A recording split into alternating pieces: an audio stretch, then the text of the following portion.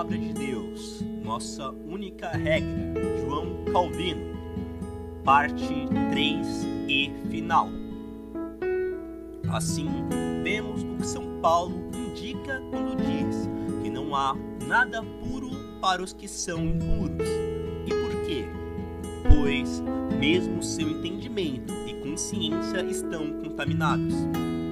Por isso ele mostra, como eu antes observei, que até tais tempos em que aprendemos a servir a Deus corretamente, de forma adequada, não faremos nada de bom em absoluto, por meio de nossas próprias obras, embora possamos congratular-nos de que elas são de grande importância, e por esses meios embalar-nos para dormir. Vejamos quais são as tradições do papado. A finalidade principal delas é fazer um acordo com Deus, por suas obras de superrogação, como eles a chamam.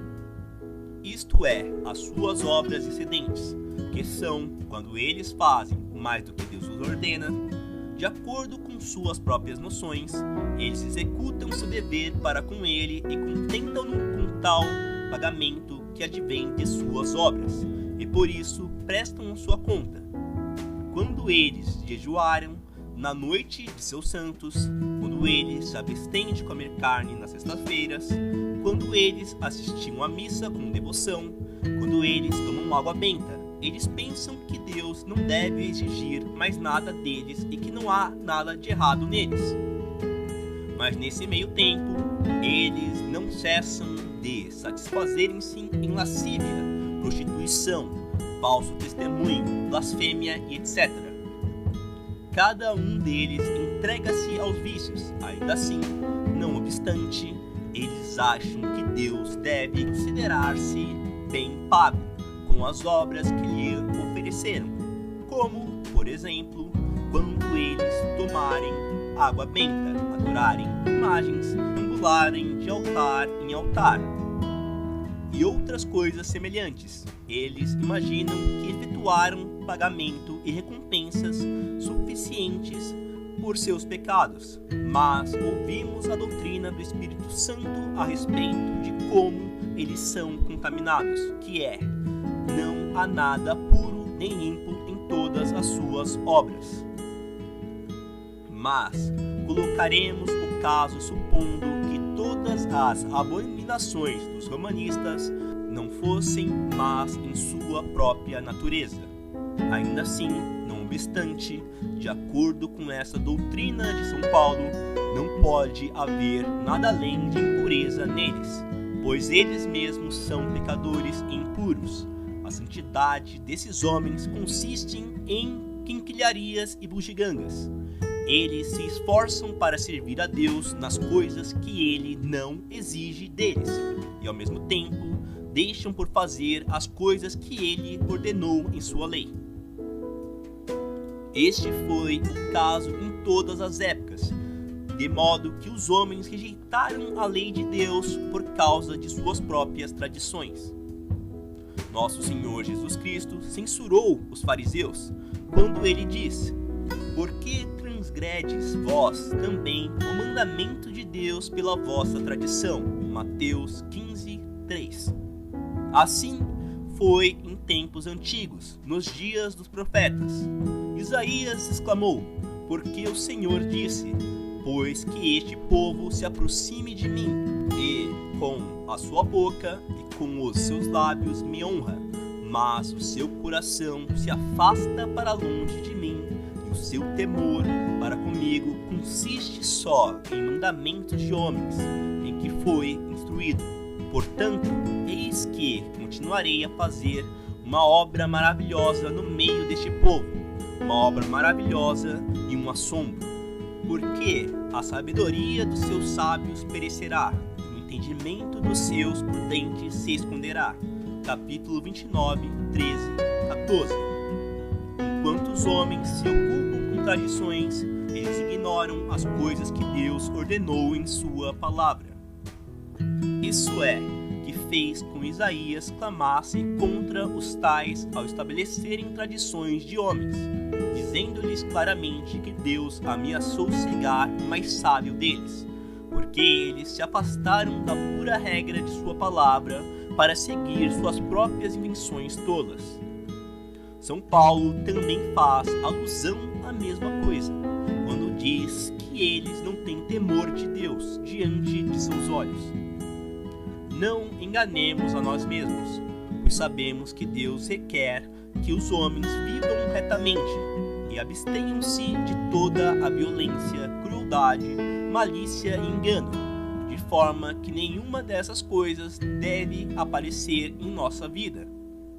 Mas aqueles que não têm temor de Deus diante de seus olhos, é evidente que eles são desenfreados e que não há nada senão impureza em toda a sua vida. Se quisermos saber como nossa vida deve ser regulamentada, examinemos o conteúdo da palavra de Deus, pois não podemos ser santificados pela aparência exterior e pompa, embora sejam tão altamente estimadas entre os homens. Devemos clamar a Deus com sinceridade e colocar toda a nossa confiança nele. Devemos desistir do orgulho e presunção e recorrer a ele com verdadeira humildade de espírito, para que não sejamos dados a paixões carnais. Nós devemos nos esforçar para nos manter em reverência, em sujeição a Deus, e fugir da gula, prostituição, excesso, roubo, blasfêmia e outros males. Assim, nós vemos que Deus quer que façamos, a fim de ter nossa vida bem regulada.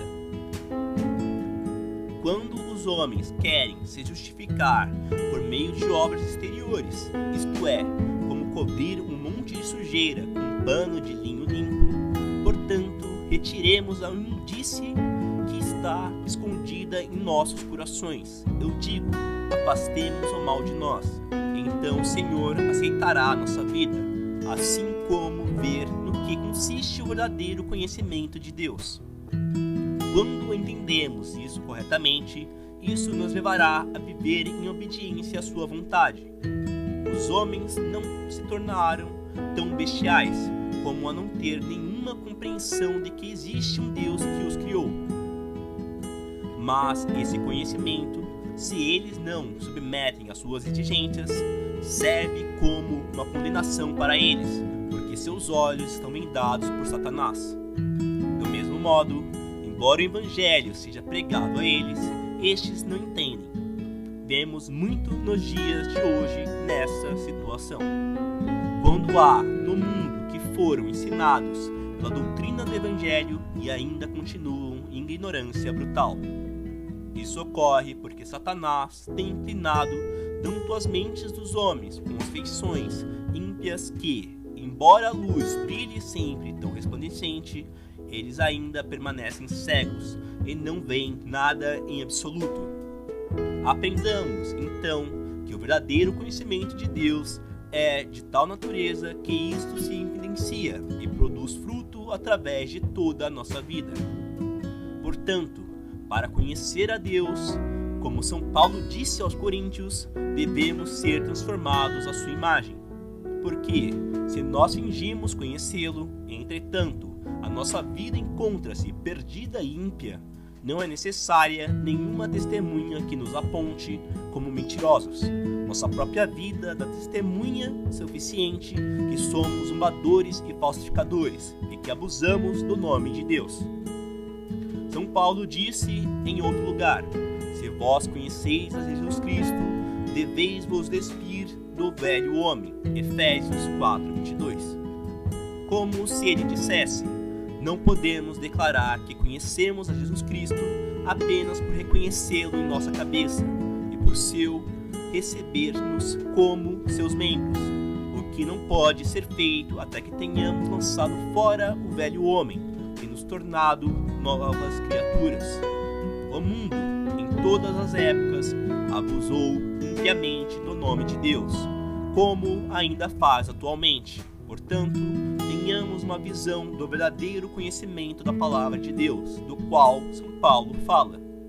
Finalmente, não coloquemos nossas próprias obras na balança e digamos que elas são boas, e para que pensemos bem delas, mas compreendamos que as boas obras são aquelas que Deus ordenou em sua lei, e que tudo que nós podemos fazer ao lado destas não são nada. Portanto, aprendamos a moldar nossas vidas de acordo com o que Deus ordenou. Coloquemos nossa confiança nele, o invoquemos e lhe demos graças. Suportemos pacientemente tudo o que lhe agrada nos conceder. Lidemos retamente com os nossos próximos e vivamos honestamente diante de todos os homens. Estas são as obras que Deus requer de nossas mãos.